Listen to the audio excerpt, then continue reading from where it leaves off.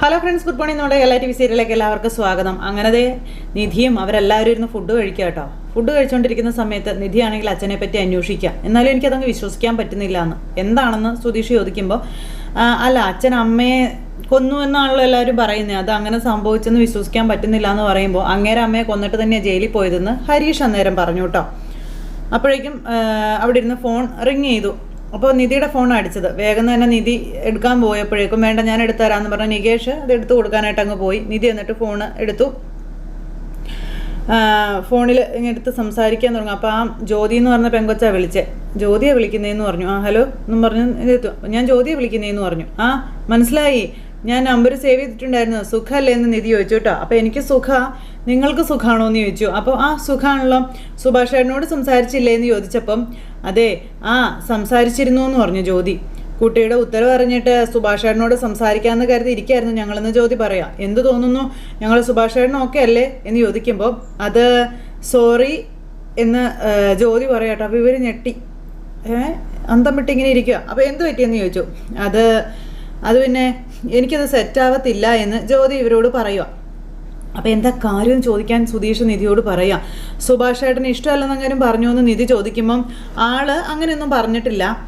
ഞാൻ 2-3 തവണ ഫോൺ വിളിച്ച് സംസാരിച്ചു, എനിക്ക് അങ്ങോട്ട് ശരിയാകുമെന്ന് തോന്നുന്നില്ല എന്ന് ജ്യോതി പറയുക. ചിലപ്പോൾ ഇയാൾ തെറ്റാക്കി മനസ്സിലാക്കിയതുകൊണ്ടാണ്. സുഭാഷ് ചേട്ടൻ വളരെ കെയറിങ് ആണെന്ന് പറയുമ്പം അയാൾ ഭയങ്കര ബോറിംഗ് ആണ് എന്ന് ജ്യോതി പറയാം. അപ്പോൾ ഇവർക്കെല്ലാവർക്കും വിഷമമായിട്ടോ. എപ്പോൾ സംസാരിച്ചാലും സിമെൻറ്റ് കൂട്ടുന്നതിനെ പറ്റിയും കറി വയ്ക്കുന്നതിനെ പറ്റിയും മാത്രം സംസാരിക്കുന്ന ഒരാളുടെ കൂടെ എങ്ങനെ ജീവിക്കാനാണെന്ന കാര്യം ജ്യോതി ഇവരോട് ചോദിക്കും കേട്ടോ. അപ്പോൾ സുഭാഷ് കണ്ട പെണ്ണിൻ്റെ വർത്തമാനം കഴിയുമ്പോൾ ഇവർ ഞെട്ടിപ്പോയി.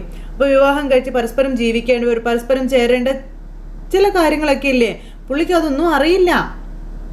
പുള്ളിയോട് സംസാരിക്കാൻ തുടങ്ങിയാൽ തന്നെ ഉറക്കം വരുമെന്നൊക്കെ ജ്യോതി ഇങ്ങനെ പറയുക. അല്ല, അത് പിന്നെ 2 ദിവസം കൊണ്ട് തീരുമാനം എടുക്കണോ എന്ന് ജ്യോതി ചോദിക്കുമ്പം 2 ദിവസം കൊണ്ട് തന്നെ മതിയായി. എനിക്ക് ഒരു തരം എന്തോ ഒരു പറയാൻ പറ്റാത്തൊരു ഇതാണ്. പിന്നെ സോറി, തെറ്റായി ഒന്നും തോന്നരുത് കേട്ടോ, ശരി എന്നും പറഞ്ഞുകൊണ്ട് നമ്മുടെ ജ്യോതി ഫോൺ അങ്ങ് കട്ട് ചെയ്തു. അപ്പോഴേക്കും ഇവർക്ക് എല്ലാവർക്കും സങ്കടമായി. ഇവരെല്ലാവരും വിഷമിച്ച് ഇങ്ങനെ ഇരിക്കും കേട്ടോ. അത് കഴിഞ്ഞ് അടുത്ത പെണ്ണിൻ്റെ നോക്കുക. അപ്പോൾ അടുത്ത പെണ്ണിൻ്റെ പ്രൊഫൈലും കാര്യങ്ങളൊക്കെ നോക്കുമ്പോൾ സുഭാഷ് അങ്ങോട്ടേക്ക് വന്നു. ഹലോ സുഭാഷ് ഏട്ടാ, അതെ ജ്യോതി വൈകിട്ട് എങ്ങനെ ചേട്ടനെ വിളിച്ചായിരുന്നോ എന്ന് ചോദിച്ചു. ഇല്ല, വിളിച്ചില്ലല്ലോ എന്ന് പറഞ്ഞു കേട്ടോ. അതും പറഞ്ഞ് സുഭാഷ് അകത്തേക്ക് കയറിപ്പോയി. വിളിച്ചില്ലേ എന്നും പറഞ്ഞ് ഇവർ നിൽക്കുക. ആ പെണ്ണ് വിളിച്ച് സുഭാഷ് ചേട്ടനായിട്ട് ശരിയാവില്ലെന്ന് പറഞ്ഞതല്ലേ, പിന്നെ എന്തിനാ സുഭാഷ് ചേട്ടനോട് അവൾ വിളിച്ചോന്ന് ചോദിക്കാൻ പോകണമെന്ന് ചോദിച്ചു നിധി. അത് ചിലപ്പോൾ നമ്മളോട് അങ്ങനെ പറഞ്ഞിട്ടാ സുഭാഷ് ചേട്ടന് ഫോൺ വിളിച്ച് സംസാരിച്ചിട്ടുണ്ടാവുമോ എന്ന് കരുതി ചോദിച്ചു. അങ്ങനെ ആവാലോ, അങ്ങനെയൊക്കെ ആരെങ്കിലും സംഭവിക്കാം, മര കഴുതാന്ന് പറഞ്ഞുകൊണ്ട് നിധി ഇങ്ങനെ സുധീഷിനെ വിളിച്ചു. പനിയന്മാരിങ്ങനെ ചിരിക്കുക. അപ്പോൾ സുഭാഷ് വീണ്ടും വന്നു. സുഭാഷ് ചേട്ടാ, സുഭാഷ് ചേട്ടൻ ആ കുട്ടിയെ വിളിച്ചിരുന്നു എന്ന് ചോദിച്ചു ഹരീഷ്. അപ്പോൾ ഞാനങ്ങനെയൊന്നും വിളിക്കാറില്ലല്ലോ, ആ കുട്ടി ഇങ്ങോട്ട് വിളിച്ചാൽ സംസാരിക്കാത്രേ ഉള്ളൂ എന്ന് സുഭാഷ് പറഞ്ഞു. എൻ്റെ പൊന്ന് സുഭാഷ് ഏട്ടാ, പെൺകുട്ടികൾ ഇങ്ങോട്ട് വിളിച്ച് സംസാരിക്കുന്നതേ ശരിയാവില്ല, നമ്മളാണോ അവരെ അങ്ങോട്ട് വിളിക്കാനെന്ന് നികേഷ് പറയുക. അപ്പോൾ എടാ എനിക്കതൊന്നും അറിയത്തില്ലടാ എന്ന് പറഞ്ഞു. ആ കുട്ടി വിളിക്കുമ്പം എന്ത് സംസാരിക്കണം എന്ന് പോലും എനിക്കറിയത്തില്ല എന്ന് പറഞ്ഞു സുഭാഷ്. പിന്നെ അങ്ങോട്ട് വിളിച്ച് ഞാൻ എന്ത് സംസാരിക്കാനാണെന്ന് ചോദിച്ചു. ഒരു പെൺകുട്ടി വിളിച്ചാൽ എന്ത് സംസാരിക്കണം എന്ന് പോലും ചേട്ടൻ അറിഞ്ഞൂടെ എന്ന് സുധീഷ് ചോദിക്കും. അങ്ങനെ ചോദിച്ചാൽ ശരിക്കും എനിക്ക് അറിയത്തില്ല സുധീഷ് എന്ന് പറഞ്ഞു. ഭക്ഷണം കഴിച്ചോന്ന് ചോദിച്ചാൽ കഴിച്ചോന്നോ ഇല്ലെന്നോ ഉത്തരം കിട്ടും, പിന്നെ ഇപ്പം എന്താ ചോദിക്കേണ്ടെന്ന് സുഭാഷ്. വേറെ എന്തെങ്കിലും വിഷയം വേണ്ടേന്ന് ചോദിച്ചു. വേറെ ഒരു വിഷയം ഇല്ലേ ഏട്ടാ എന്ന് നികേഷ് ചോദിക്കും കേട്ടോ. വേറെ എന്ത് വിഷയം എടാ ജോലിയെ പറ്റി ചോദിച്ചാൽ അത് പറയാം, പിന്നെ നിങ്ങളെ പറ്റിയൊക്കെ സംസാരിക്കാം. എന്തെങ്കിലും ഉണ്ടാക്കുന്നതിനെ പറ്റി ചോദിച്ചാൽ അതും പറയാം. വേറെ എന്താ സംസാരിക്കാനുള്ളത്, വേറെ എന്താ എനിക്ക് അറിയാം എന്നൊക്കെ സുഭാഷ് ഇങ്ങനെ ചോദിച്ചിട്ട് അകത്തേക്ക് കയറിപ്പോയി. അനിയന്മാർ ഞെട്ടി നിൽക്കുക. കേട്ടില്ലേ, കെട്ടിടം പണി പാചകം, ഇത് രണ്ടും ഏത് പെണ്ണിനാ കേട്ടിരിക്കാൻ തോന്നുക എന്ന് സുധീഷ് ചോദിച്ചു. ഇനി അതിനെപ്പറ്റി സംസാരിച്ചിട്ട് കാര്യമില്ല എന്ന് നിധി അന്നേരം അവിടെ ഇരുന്ന് ഇങ്ങനെ പറഞ്ഞു.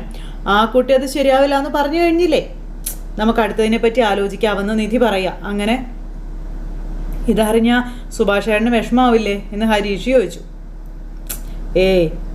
സുഭാഷ് ചേട്ടൻ ഇത് അത്ര വലിയ കാര്യമായിട്ട് എടുക്കത്തൊന്നുമില്ല എന്ന് ഹരീഷ് അന്നേരം അവിടെ ഇരുന്ന് ഇങ്ങനെ പറഞ്ഞു. അങ്ങനെ ഇവർ സുഭാഷിന് അടുത്ത പെണ്ണെന്നുള്ള രീതിയിൽ ചിന്തിക്കാം. നമുക്കൊരു തവണ സുനന്ദയുടെ വീട്ടിൽ പോയി സംസാരിച്ച് നോക്കിയാലോ എന്ന് നിധി ചോദിച്ചു. അവിടെ പോയിട്ട് ഇപ്പോൾ എന്ത് സംസാരിക്കാനാണെന്ന് ചോദിച്ചു. അല്ല, നമ്മളെല്ലാവരും കൂടി അവിടെ ചെന്ന് സുഭാഷ് ചേട്ടന് വേണ്ടി ആ കുട്ടി ഒന്നുകൂടി ഒന്ന് ആലോചിച്ച് നോക്കിയാലോ എന്ന് ചോദിച്ചപ്പോഴത്തേക്കും വെള്ളം കുടിച്ചുകൊണ്ടിരുന്ന ഹരീഷിന് വിക്കി വരെ പോയി. അയ്യോ എന്നും പറഞ്ഞുകൊണ്ട് ഇങ്ങനെ നിൽക്കുക. എല്ലാവരും ഞെട്ടി. അതൊന്നും ശരിയാകത്തില്ല, അത് നടക്കുമെന്ന് ചോദിച്ചു. നമുക്കൊന്ന് ശ്രമിച്ച് നോക്കുന്നതിൽ എന്താ കുഴപ്പം, അദ്ദേഹത്തിൻ്റെ ഉള്ളിൽ സുനന്ദയോടുള്ള ഇഷ്ടമുണ്ട്, അതാണ് ആ ജ്യോതിയെ കണ്ടിട്ട് വലിയ സന്തോഷമൊന്നും സുഭാഷേൻ്റെ ഉള്ളിലുണ്ടാകാതിരുന്നത്. അതൊന്നും നടക്കില്ല ഏട്ടത്തി. അവരെന്തൊക്കെയാണ് ചെയ്തത്, അവരെന്തൊക്കെയാണ് പറഞ്ഞത് ഏട്ടത്തിക്ക് അറിയില്ലേ? പിന്നെ നമ്മുടെ സുഭാഷേട്ടനെ അടിച്ചിറക്കിയതല്ലേ അവർ, അതൊന്നും വേണ്ടെന്നേന്ന് നികേഷ്. ആ വൈരാഗ്യം വെച്ച് ചിന്തിക്കണോ നികേഷ് എന്ന് നിധി അന്നേരം ചോദിച്ചു. സുഭാഷേട്ടൻ ആരോടാണ് ഇഷ്ടം എന്നുള്ളതിലല്ലേ പ്രധാനം? അതല്ലേ നമ്മൾ നോക്കേണ്ടത്. ആ കുട്ടിക്ക് തിരിച്ച് സുഭാഷേട്ടനെയും കാര്യമല്ലേ? ഇഷ്ടമുള്ള രണ്ടുപേരും ഒരുമിച്ച് ജീവിക്കുമ്പോൾ അവരുടെ ജീവിതമല്ലേ നന്നാവുക എന്ന് നിധി അന്നേരം ചോദിച്ചു. അതാ വീട്ടുകാരെ പറഞ്ഞ് ബോധ്യപ്പെടുത്താൻ പറ്റുക, ഇപ്പോൾ ഉള്ള തടസ്സമൊക്കെ മാറത്തില്ലേ എന്ന് ചോദിച്ചു. അപ്പോൾ എടോ, അത് ഇയാൾക്ക് ആ വീട്ടുകാരെ പറ്റി അറിയാത്തത് കൊണ്ടാണ് കേട്ടോ. നമ്മൾ ചെന്ന് ചോദിച്ചാൽ അവർ സമ്മതിക്കുമെന്നാണ് ഇയാളുടെ വിചാരമെന്ന് നിധിയോട് സുധീഷ് ചോദിച്ചു. അപ്പം നമ്മൾ ഇതുവരെ അവിടെ പോയി സംസാരിച്ചിട്ടില്ലല്ലോ എന്ന് നിധി. അതിന് കാലങ്ങളായിട്ട് നമ്മളും അവർ തമ്മിൽ സംസാരിക്കാറ് പോലും ഇല്ലല്ലോ എന്ന് നേരം സുധീഷ് പറഞ്ഞു. നിധി, അവർ നമ്മളിന്നും മനുഷ്യന്മാരായിട്ട് പോലും കാണുന്നില്ല. നമ്മൾ കല്യാണമെന്നും പറഞ്ഞ് ചെന്നാലേ അവരെന്തൊക്കെ ബഹളം ഉണ്ടാക്കുമെന്ന് അറിയാവോ എന്ന് ചോദിച്ചു. അതെ, അവസാനം അത് അടിയാകും, എന്തിനാ വെറുതെ എന്ന് ചോദിച്ചപ്പോൾ നമുക്കൊന്ന് ശ്രമിച്ച് നോക്കാമെന്ന് പറഞ്ഞുകൊണ്ട് നിധി ഇവരെ വീണ്ടും വീണ്ടും നിർബന്ധിക്കുക. അപ്പോൾ അവരാണ് അന്ന് പ്രശ്നം ഉണ്ടാക്കിയത്.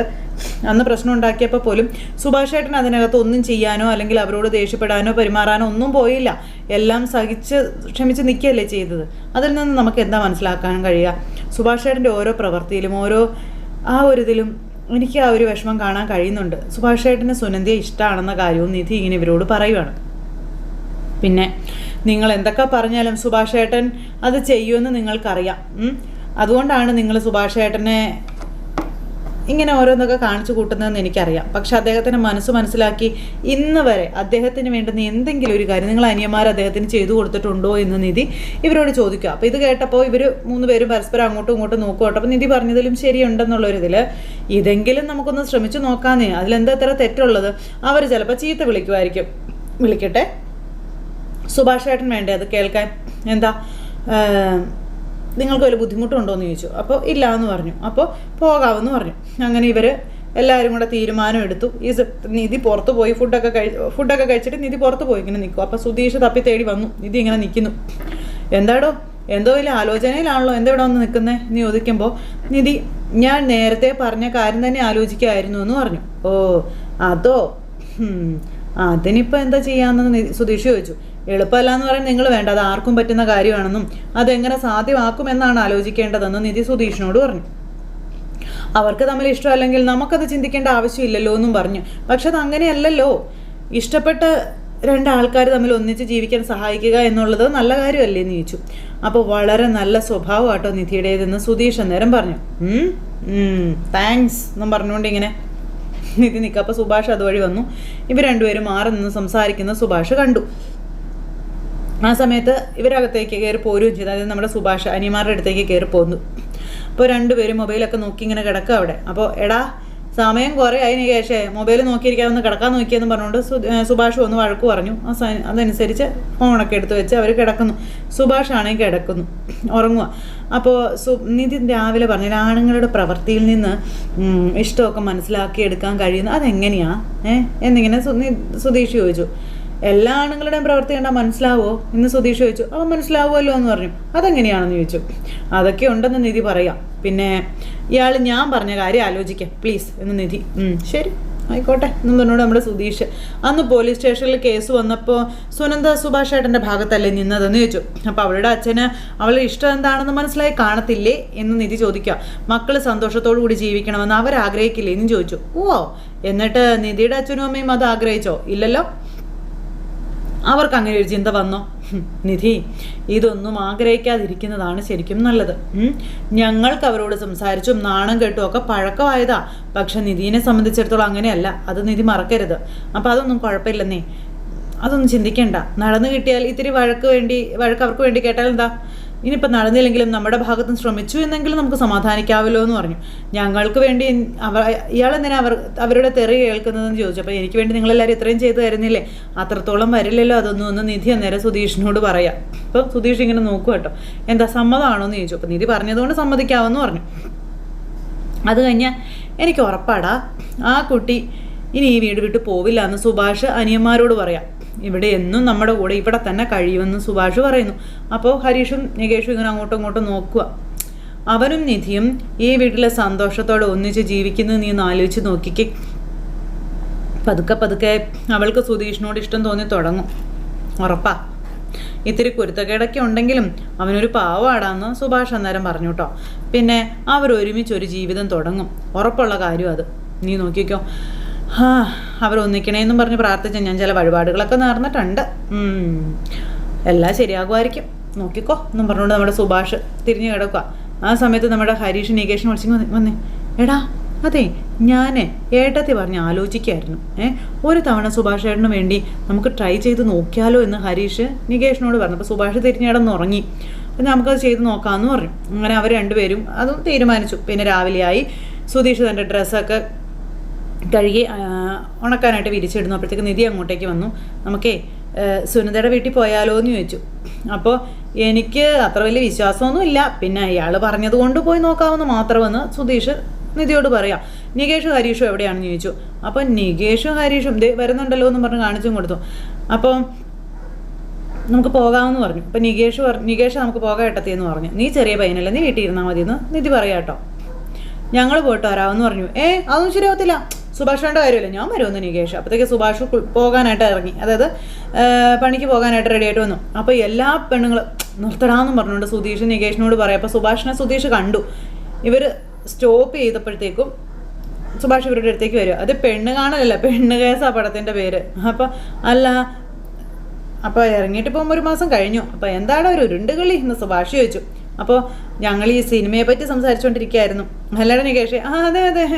അപ്പോൾ നിഖില മേമലെ ഏതൊക്കെ പടത്തിലുണ്ടെന്ന്, ഏതൊക്കെ പടത്തിലാണെന്ന് ഹരീഷേട്ടൻ ചോദിച്ചാണെന്ന് പറഞ്ഞപ്പം അതൊന്നും അല്ല, 2-3 ദിവസമായിട്ട് ഞാനും ശ്രദ്ധിക്കുന്നുണ്ട്, എല്ലാവരും കൂടി ഒരു അടക്കം പറച്ചിലും രഹസ്യം പറച്ചിലും ഒക്കെ എന്നും പറഞ്ഞ് സുഭാഷ്. ഞാൻ അപ്പോഴേക്കും വിഷയവും മാറ്റും. എന്താ എന്നെ എന്തെങ്കിലും ഒളിക്കുന്നുണ്ടോ? സത്യം പറഞ്ഞോ, എന്താ കാര്യം? അയ്യോ സുഭാഷ് ഏട്ടനെ ഞങ്ങൾ എന്ത് മറയ്ക്കാനാണെന്ന് നിധി എന്തായാലും ചോദിച്ചു. അങ്ങനെ വിചാരിച്ചാൽ തന്നെ മറയ്ക്കാൻ പറ്റുമോ? സുഭാഷ് ഏട്ടൻ അപ്പം തന്നെ അത് കണ്ടുപിടിക്കില്ല അല്ലേ സുധീഷ് എന്ന് നിധി. താൻ ഇത്തിരി ഓവർ, അത് മറക്കണ്ടോ കേട്ടോ എന്ന് സുധീഷ് പതുക്കെ നിധിയോട് പറയാം. നീ സിനിമയെ പറ്റി പറഞ്ഞപ്പോഴാണ് എത്ര നാളായി ഒരു സിനിമയ്ക്ക് പോയിട്ട് എന്ന് ഹരീഷ് ചോദിച്ചു. നിനക്കൊന്നും ജോലിയില്ലടാ ഹരീഷ് എന്ന് സുഭാഷ്. ഉണ്ട് പോകണം. നീ എന്താ പോകാതിരിക്കുന്നത് നീ സുധീഷിനോട്? ഞാൻ പോവാ, ഇപ്പം ഇറങ്ങാൻ നിൽക്കുക, ഇത് കഴിഞ്ഞിട്ട് എന്ന് പറഞ്ഞിങ്ങനെ. അപ്പോൾ അല്ല ഏട്ടൻ എന്താ ഞങ്ങളിങ്ങനെ തെറ്റ് ചെയ്തതുപോലെ നോക്കുന്നേ? ഞങ്ങളൊരു തെറ്റും ചെയ്തിട്ടില്ല. അപ്പോൾ എങ്ങനെയൊന്നും ഇവരാരും ചെയ്യില്ല സുഭാഷ് ഏട്ടാന്ന് നിധി പറഞ്ഞു. തെറ്റ് ചെയ്തതൊന്നുമല്ല, എന്തോ എന്നിൽ നിന്ന് മറച്ചു പിടിക്കുന്നുണ്ടെന്നാ എനിക്ക് തോന്നിയത്. അങ്ങനെയോ? ഈ സുഭാഷ് ഏട്ടൻ്റെ ഒരു കാര്യം എന്നും പറഞ്ഞു സുധീഷ് നിൽക്കുക. നിധി പറഞ്ഞതുപോലെ സുഭാഷ് ഏട്ടനെ മറിച്ചിട്ട് ഞങ്ങൾക്ക് എന്തെങ്കിലും ചെയ്യാൻ പറ്റുമല്ലടാ എന്ന് സുധീഷ്. നീ ഇങ്ങനെ ഓവറായിട്ട് കാണിക്കുന്നത് കൊണ്ട് എനിക്ക് സംശയം, വേറൊന്നും ഇല്ല എന്ന് പറഞ്ഞു സുഭാഷ് സുധീഷിനോട്. എന്നാൽ പിന്നെ ഞാൻ അങ്ങോട്ട് ഇറങ്ങാട്ടെ മോളെ, ഫുഡൊക്കെ ഉണ്ടാക്കി വെച്ചിട്ടുണ്ട്, എടുത്തെല്ലാവരും കഴിച്ചിട്ട് പൊക്കോണം കേട്ടോ എന്നും പറഞ്ഞിട്ട് സുഭാഷ് അങ്ങ് പോയി കഴിഞ്ഞപ്പോൾ നമ്മളെന്തോ ഒളിക്കുന്നുണ്ടെന്ന് സുഭാഷ് ഏട്ടന് മനസ്സിലായില്ലേ ഏട്ടത്തി? അത് നീ സുധീഷ് ഏട്ടൻ്റെ ഒടുക്കത്തെ ആക്ടിങ്ങാണ് കൊളാക്കിയതെന്ന് ഹരീഷ് പറഞ്ഞു. എന്തൊരു ഓവറായിരുന്നു എന്ന് ഹരീഷ്.